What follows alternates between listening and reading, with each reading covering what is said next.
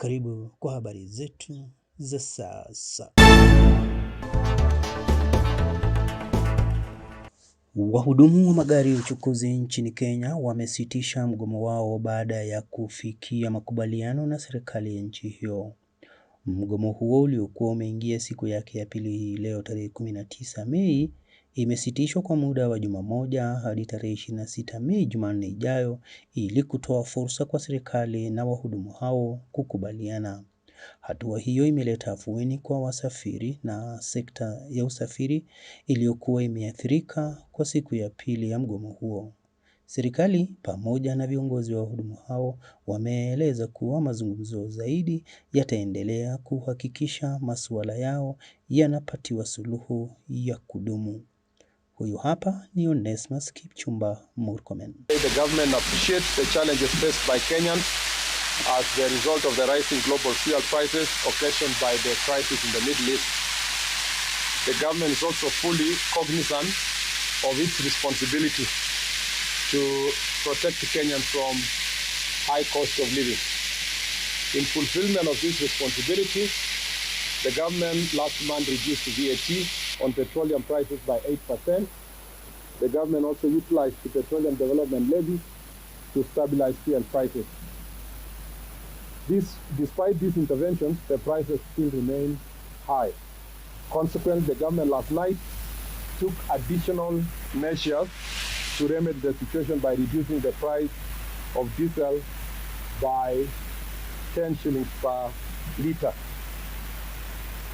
The government also took the same step based on the negotiations that took place yesterday to rationalize the prices of kerosene and diesel by increasing the price of diesel by 38 shillings to avoid adulteration as requested by the stakeholders in the transport sector. Understandably, the stakeholders in the public transport sector had requested for a reduction of 46 shillings, and they are still agitating for further reduction despite the 10 shillings reduction that happened last night. Following a consultation meeting this morning between the government and the representatives, it was agreed that that there was need for negotiations between the government and the stakeholders at a high level, and that those negotiations must be undertaken within the next 1 week. That in the interceding period between now and Tuesday, 26th May of 2026, that the strike that is ongoing is suspended for a period of 1 week to provide an avenue for consultation, negotiation between the government and the stakeholders. The public transport sector stakeholders also condemned incidences of violence and destruction witnessed yesterday in some parts of the country and completely dissociate themselves from them. And they are not part and parcel of any kind of violence that happened. The government remains fully committed to addressing concerns raised by Kenyans at all times and calls for peaceful and legal means for airing the various grievances. Viongozi wa vyama vya wamiliki wa matatu wameelezea makubaliano yao na serikali ya Kenya. Kusitishwa kwa mgomo huo ni kwa muda wa siku 7 ili kutoa fursa kwa mazungumzo ya kina ili kunusuru hali ilivyo nchini Kenya, wakitishia kurejelea mgomo huo endapo hawatakuwa wamepata suluhu.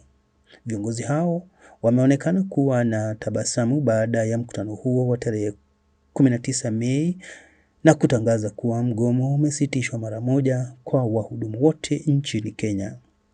Thank you, members of the press. We would like to apologize to our customers who have been inconvenienced by the strike that was inevitable. 2, it is true that we have had serious consultations from yesterday, and today we have just had a breakthrough not because we are satisfied, but we want to give negotiations a chance. So we are waiting for negotiations at the high level, but we would like to let the customers and those who we work with understand that if this is not taken serious, within the 7 days that we have given, the strike will be back. Thank you very much. Yeah. My name is Kushan Mushiri. I'm the CEO, Federation of Public Transport Sector, FPTS, and the National Chairman for the Association of Matatu Transport Owners, AMTO. Today, as much as we would have been happy to say that we got the 46 shillings that we were seeking, we are also glad that at least negotiations have started in earnest, and that the seriousness and the need for our demands to be met and for our transport industry to be taken seriously has been well noted by government. And unfortunately, had we been taken seriously on Friday, I think we would not be here. So on behalf of the Federation of Public Transport Sector and Association of Matatu Transport Owners, mine is to urge all our membership, our drivers, our conductors, to resume operations effective immediately, so that we can be able to assist our Kenyans continue with their normal running of their normal activities. But we want to assure our members that within the next 7 days, we shall have done the best of negotiations, and I believe by the time we come back here, we will come with a good solution. And I am happy our able Governor Sakaja is here and is our guarantor that this time the government will take us seriously. Okay, good afternoon everybody. My name is Albert Karagacha. I'm the president of Matatu Owners Association. We want to urge our members wherever they are to go back to work. We've come up with something whereby next week I think there'll be something coming up. So we urge them to go back to work, and we want to thank the government. We are going to work very closely, and we've agreed to form a committee which is going to look into other issues related to the transport sector, mostly on PSV, because we've been having so many issues on insurance, we've been having issues on traffic matters, corruption. So we thank the minister. We are going to work very closely with this office to make sure that we enable the transport sector to grow. Thank you. Waziri wa Nishati Opiyo Wandayi amesema watafanya mazungumzo na wadau wa matatu ili kuwafikia suluhu ya kudumu. Let me start by confirming that indeed we have got the white smoke. We have had very, very candid deliberations with the leadership of the public chains in the Middle East, and bearing in mind that Kenya remains a net importer of petroleum products,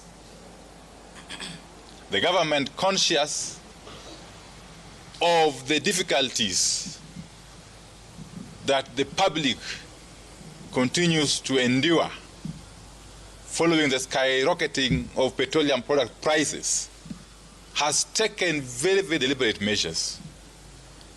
On the matter of subsidy alone, between last month and this month, those two pricing cycles, the government has applied some 13.9 billion shillings to manage the cost of these petroleum products. Last night's reduction by 10 shillings on the cost of diesel per litre alone took some 2.7 billion shillings. And therefore, that is a demonstration of the fact that the government continues to be sensitive to the plight of Kenyan petroleum consumers. And that is going to be the case even going forward. I must thank the public sector transport operators for their understanding and for accepting to work closely with the government during these very difficult times, and for accepting to call off the strike as we engage in further negotiations with a view to stabilizing the situation across the country. So thank you very much.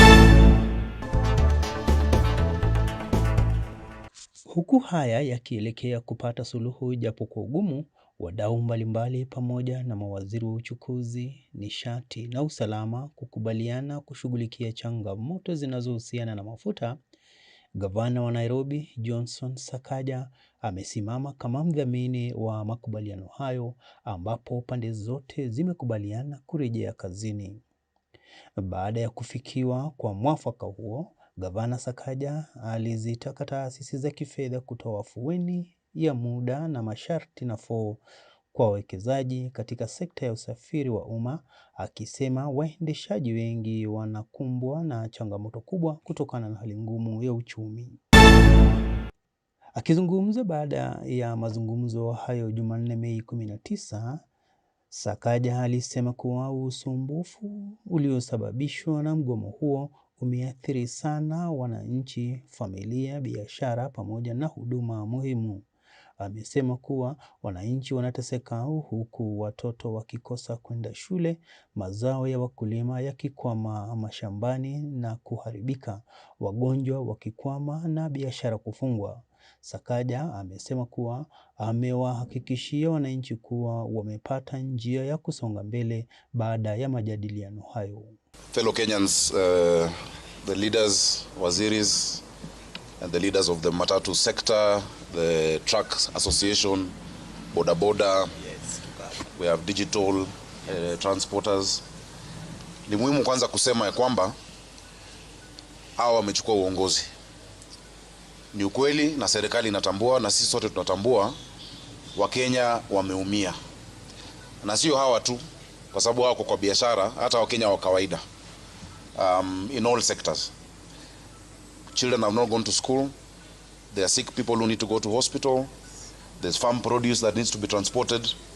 And so that is why we, chose to get out of the way and just come together to listen to each other. We have operators and we have government, but ultimately we are Kenyans. And where there is dialogue and respect, and these operators will tell you, because I work with them very closely, hapakosi njia. So I want to assure the people of Nairobi, the people of Kenya, that we have found a way forward together. We'll have very high level deliberations. Watu warudi kazini, watoto waweze kurudi shuleni, watu warudi kwa mashamba. Let us build our economy even as we resolve this issue. I want to appeal, and I know through the waziris we shall reach out officially to financial institutions. We are in extraordinary times. The crisis we are in is global.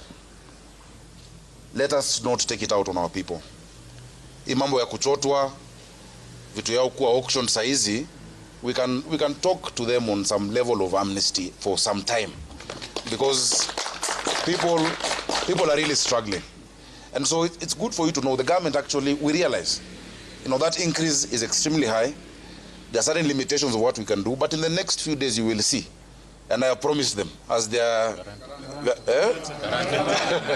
as their friend and their guarantor, that we shall sit at the highest level to resolve this pain that Kenyans are feeling.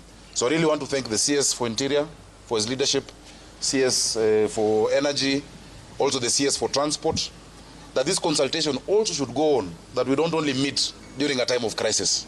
Let us meet to see how to improve this sector, to make public transportation as it should be, affordable, reliable for the sake of Kenyans. So asanteni sana, watu rudini kazi.